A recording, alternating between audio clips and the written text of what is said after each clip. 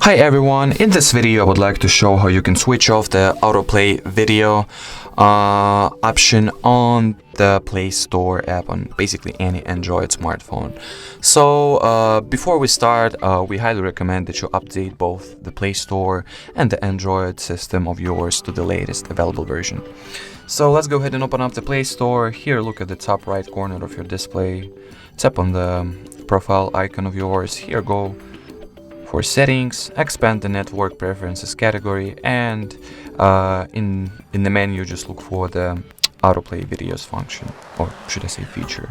And here we have three values to choose from, either autoplay videos at any time, autoplay videos over Wi-Fi only, or don't autoplay videos at all.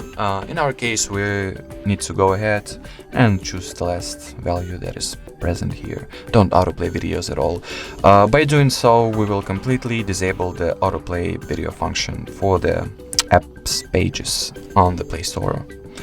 So press on done and we are all set. So that was it for this video. Thank you so much for watching, and bye bye.